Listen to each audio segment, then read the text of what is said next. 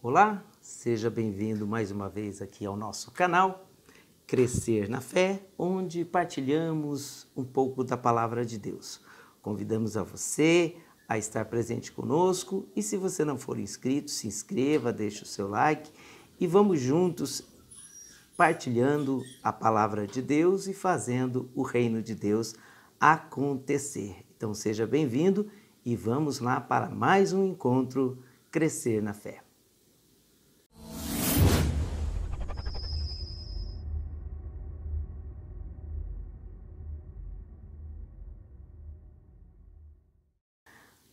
No vídeo de hoje nós vamos falar praticamente do último período entre o Antigo Testamento e o início do Novo Testamento em termos de literatura bíblica. No nosso último encontro falamos a respeito do período persa e da reconstrução da nação de Israel a partir de Esdras e Neemias, não é? Esdras e Neemias, os dois grandes reconstrutores da nação israelense.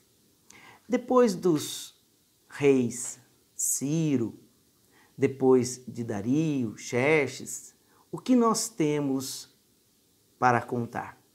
Vamos acompanhando aqui conosco e nós vamos perceber que, sucedendo então ao Império Persa, nós temos o período chamado helênico ou grego, que tem seu início com Alexandre o Grande.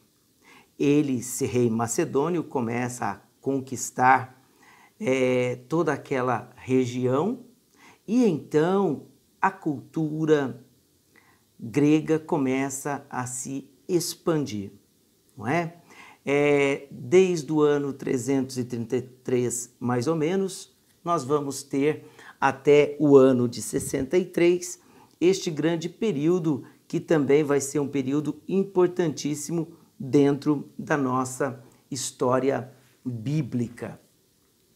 Neste período, nós vamos perceber uma crescente influência e um fortalecimento da questão sacerdotal dentro do povo de Israel. A lei é dada por Esdras, é lida e o povo então começa a se reunir e a fazer da sua lei, da lei de Deus, o seu ponto de referência. A ponto de, ao longo do tempo, a ideia de uma teocracia começar a ser criada dentro do povo de Israel. Mas para isso e antes disso, nós temos então a grande importância da classe sacerdotal, que começam aí a atuar principalmente em torno da lei.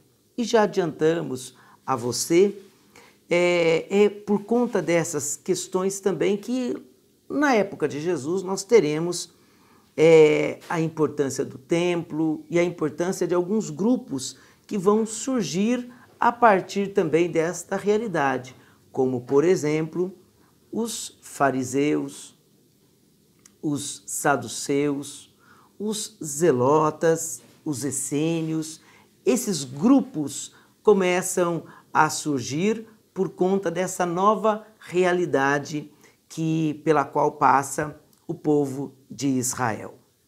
Então, Alexandre, quando assume o comando de toda essa região, ele não chega para, de uma forma opressiva sobre esse aspecto, fazer com que as colônias que ele então coloniza neste tempo adotem suas religiões, seus deuses, e mais um fenômeno vai acontecer. A língua grega, ou o grego comum chamado koiné, começa a fazer parte e até a substituir o aramaico, que era a língua então mais falada até então. O interessante de notarmos também durante este período é que Alexandre não administra por muito tempo, porque ele vai acabar morrendo, né, até bem jovem, e na sua sucessão os seus generais que vão assumir aí o comando de toda a região, de todo o Império Grego. Dois grandes grupos vão fazer com que aquela região seja administrada de uma maneira mais direta, principalmente na Palestina, que é o que nos interessa mais do que, evidentemente, as outras, não é? Temos aí o grupo dos Seleucidas, né, que vai também assumir o comando, e os Lágidas. Para falar a respeito deste período, é importante e interessante percebermos, porque é neste período que nós teremos também alguns movimentos nacionalistas que vão reforçar alguns aspectos da nação israelense, ou, na verdade, do povo de Israel até então, ou dos judeus. Antíoco IV, lá pelo ano de 168 a.C., um dos, então, herdeiros ou dos generais que sucedem aí dentro do domínio grego a Alexandre, ele vai tomar uma atitude, além de perseguir, evidentemente, o povo. Os Lágidas, na verdade, enquanto governavam aquela região, permitiam a liberdade religiosa, o povo não sofria tantas opressões e, consequentemente, poderia se dedicar à sua fé. Porém, Antíoco IV, ele vai querer impor a religião grega, baseado nos seus vários deuses e tudo mais, ao povo de Israel. E ele tenta, então, introduzir no Templo de Jerusalém uma figura, uma imagem, uma estátua de um dos deuses gregos, Zeus. Isso vai desencadear um movimento bastante conhecido dentro das Sagradas Escrituras, que vão estar representadas nesse nacionalismo pelos famosos Macabeus. Aí nós teremos dois livros que vão falar a respeito disso. O primeiro e o segundo, Macabeus.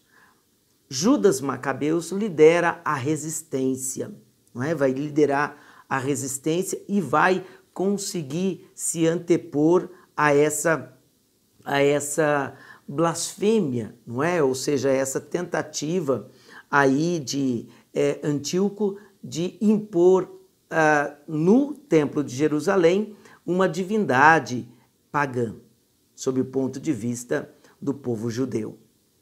Dois aspectos são interessantes de nós percebermos. Embora tenhamos dois livros aí redigidos sobre essa temática do chamado Macabeus, o segundo livro, na verdade, ele foi escrito até antes do primeiro. Mas o que é interessante perceber ali? Que nós temos duas visões um pouco diferentes. Em um, você vai perceber que o povo parece optar por uma resistência baseado muito mais na fé e na providência de Javé, que há de libertar o seu povo. Onde nós percebemos isso? No famoso relato dos irmãos Macabeus, dos 7 irmãos Macabeus e sua mãe, que diante da opressão do império, eles se entregam ao suplício.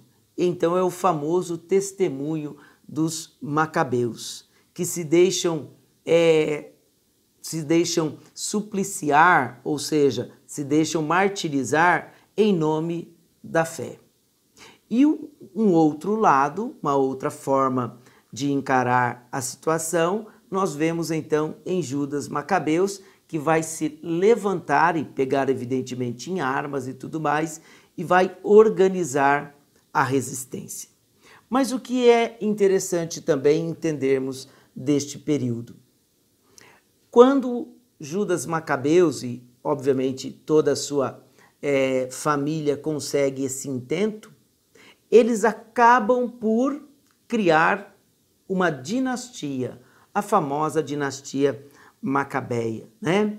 E que por serem eles os responsáveis por essa resistência, eles automaticamente acabam tendo uma influência muito grande, então eles acabam assumindo inclusive o papel sacerdotal.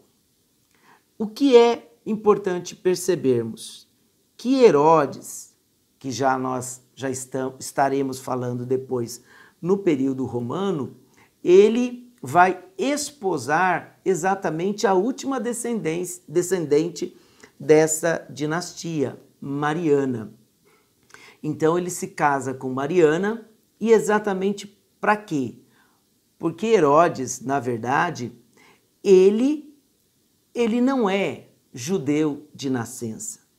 Portanto, Herodes, através do casamento, ele vai procurar validar a sua pertença ao povo judeu. Por isso ele vai se casar com Mariana, a última descendente desta dinastia, para que ele ganhe a simpatia também do povo, porque ele sofria muitas resistências, por ser exatamente para muitos um usurpador.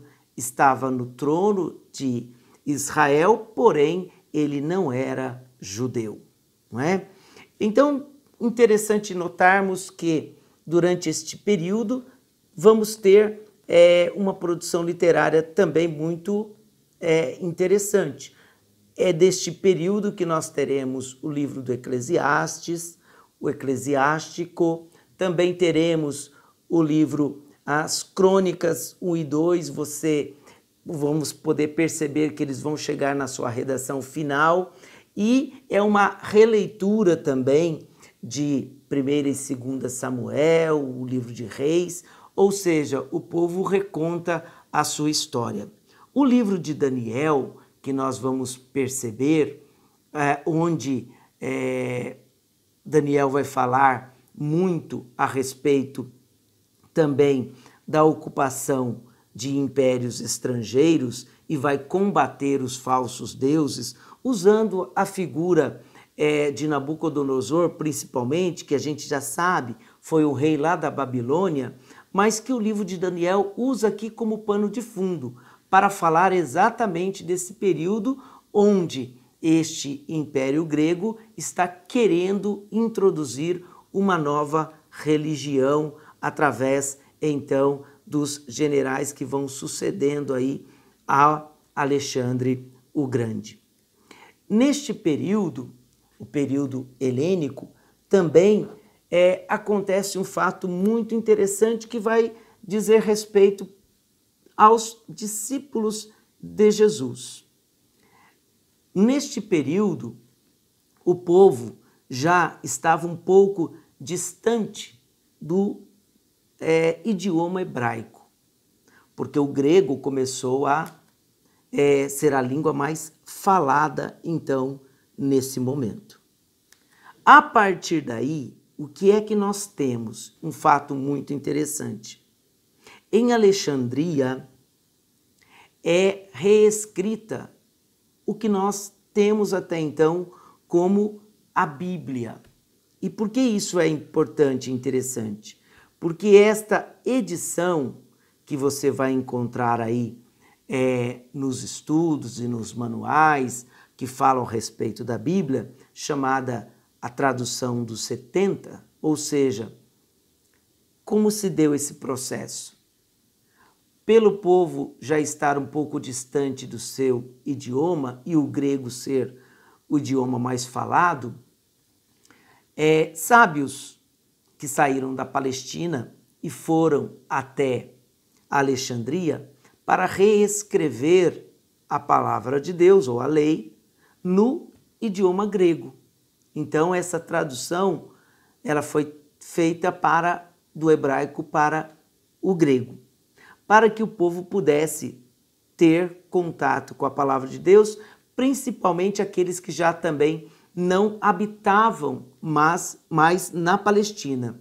Você se lembra que lá na época do Império Persa, embora Ciro tenha permitido ao povo voltar para a sua terra, muitos desejaram permanecer. E daí nós temos aquela famosa definição dos judeus da diáspora, não é? Vivem fora, então, desta região. E lá, ainda mais, eles estavam mais distantes do idioma hebraico. Daí a necessidade que se viu de traduzir a lei para o grego. Interessante perceber também que durante essa tradução não houve somente essa transliteração do hebraico para o grego dos livros escritos. Alguns livros já foram escritos no próprio idioma grego, não é? Judite, Tobias, Sabedoria, os livros de Macabeus também foram escritos já no idioma grego, parte do livro de Daniel, e assim por diante. O que isso interessa para nós? Vai interessar porque quando a Bíblia for definida, um dos critérios que inclusive nós vamos perceber quando o cânon, chamado o cânon judaico, for definido, os judeus vão deixar fora da sua Bíblia, da sua literatura, esses livros que foram escritos em grego. Daí a origem de nós termos até hoje algumas Bíblias que não trazem esses 7 livros. A Bíblia e a tradição católica os manteve dentro de todo o seu corpo bíblico. Mas as Bíblias, por exemplo, evidentemente judaicas e algumas originárias da Reforma, eles mantiveram esses livros fora do chamado cânon da Bíblia, por ter sido escrito originariamente em grego e, portanto, eles não foram considerados legítimos ou inspirados. Veja como o processo bíblico ele tem vários fatores até então chegar até nós como nós temos hoje, os livros sagrados. Neste período também nós vamos perceber que a Bíblia, que nós hoje chamamos de Antigo Testamento ou Primeiro Testamento, ele vai ser completado. O último livro a ser escrito será o livro da Sabedoria, 50 anos mais ou menos antes do advento de Jesus Cristo. Então nós vamos ter aí o livro de Judite, Tobias, Eclesiástico, Eclesiastes e enfim, a Bíblia vai ser completada naquilo que nós conhecemos hoje como Antigo Testamento. A partir daí, nós podemos dizer que essa tradução chamada das 70, por referência aos 72 escribas que foram escrever essa tradução, essa é a Bíblia que vai ser usada pelos discípulos de Jesus, porque é isso que eles herdaram do povo de Israel. Aí nós podemos até pensar, mas então e os 7 livros que estarão fora? É que a decisão por deixar fora do cânon bíblico, ela não acontece de maneira imediata. Ela vai acontecer, não é? Lá depois, mais ou menos do ano 70 depois de Cristo, na região de Jâmnia. Isso que nós vamos tratar mais detidamente quando falarmos a respeito da formação do cânon bíblico. Mas para que você então tenha uma ideia, nós vamos ter basicamente 2 cânon, ou seja, 2 normas ou 2 conteúdos bíblicos, 2 conjuntos de livros bíblicos, o judaico e depois o cristão, e principalmente o cristão católico.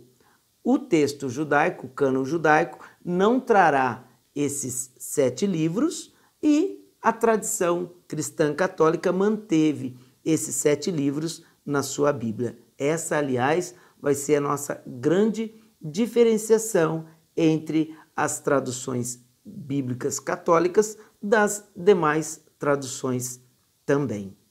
Mas por hoje, o que é interessante que nós também falemos neste período? Durante o período helênico, terminando os escritos lá pelo ano 50, não é? Antes de Cristo, nós vamos ter na sua sucessão um império que nós talvez conheçamos um pouco mais detidamente, que é o Império Romano, que vai governar a região de 63 a.C. até mais ou menos 135 depois da era cristã. Do ano 50 até os inícios do ano 51 depois de Cristo, nós não temos escritos algum. O que nós teremos então? Alguns chamado, que você pode encontrar em alguma literatura, os Targums, ou seja, como os textos eram escritos em hebraico, que já não era muito usual, mesmo dentro da vida do povo judeu, que ainda falava o aramaico, eles são então traduzidos para o aramaico. Essa tradução ou essa interpretação se fazia necessário para que o povo pudesse então compreender. Então você vai encontrar isso bem dentro daquilo que nós chamamos a literatura judaica. E são literaturas que não vão fazer parte das Sagradas Escrituras, porque é uma forma de explicar a Bíblia a partir de um idioma que o povo de Deus então conheça, que era o aramaico mais falado. Inclusive Jesus, não é, vai falar o aramaico durante a sua vida, não é?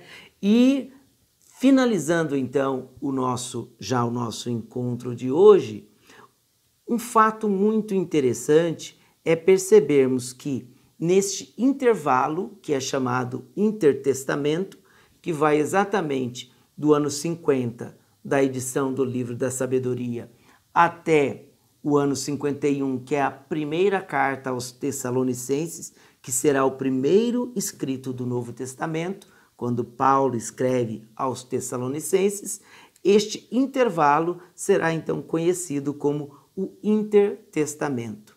Então, que Bíblia os discípulos de Jesus usavam? Essa que acabamos de dizer para você.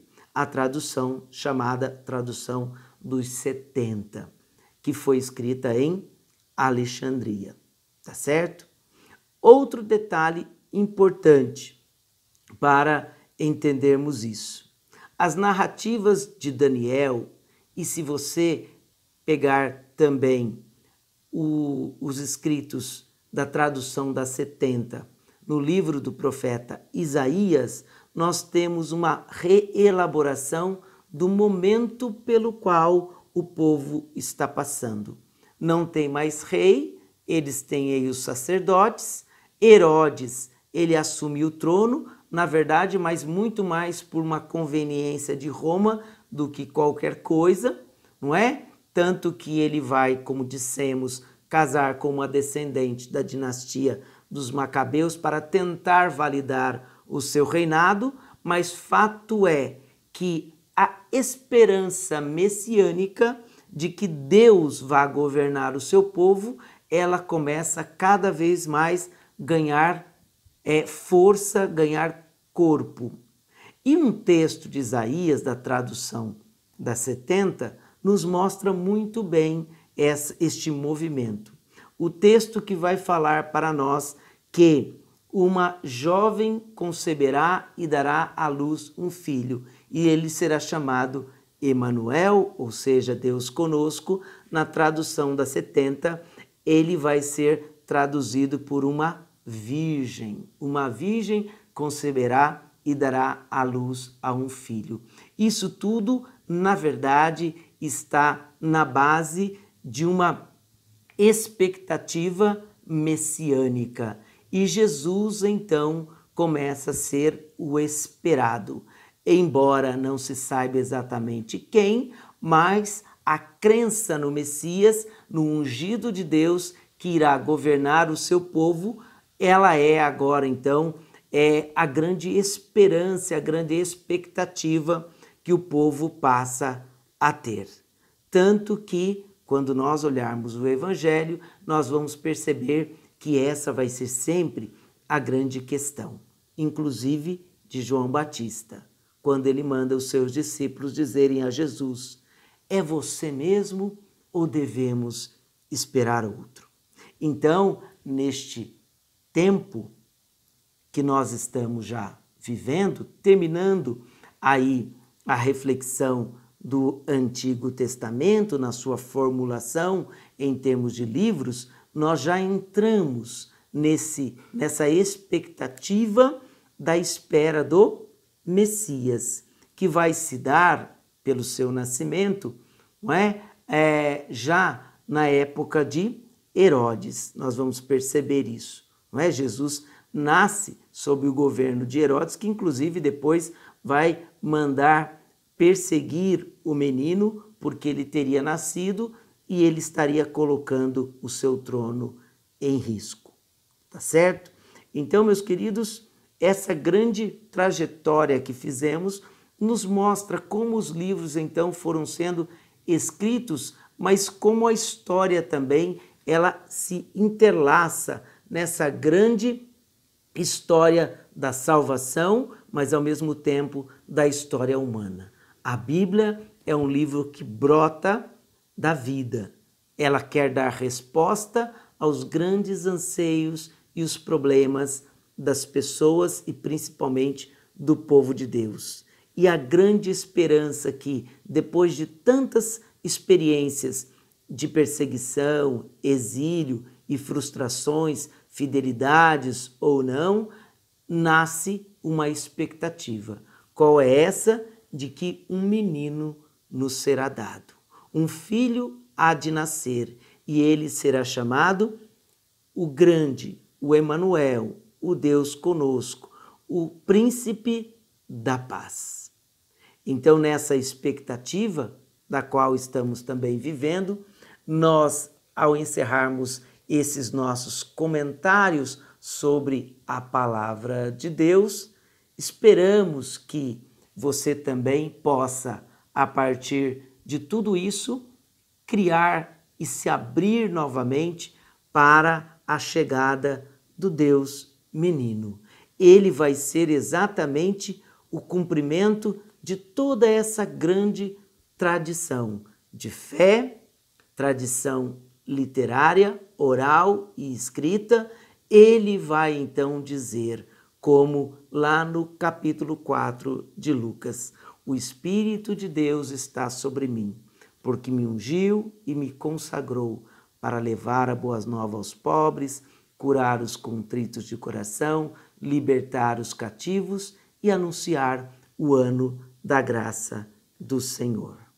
Assim nós desejamos que tudo isso aconteça na sua vida neste tempo em que estamos vivendo também nós, na expectativa do nascimento do Messias.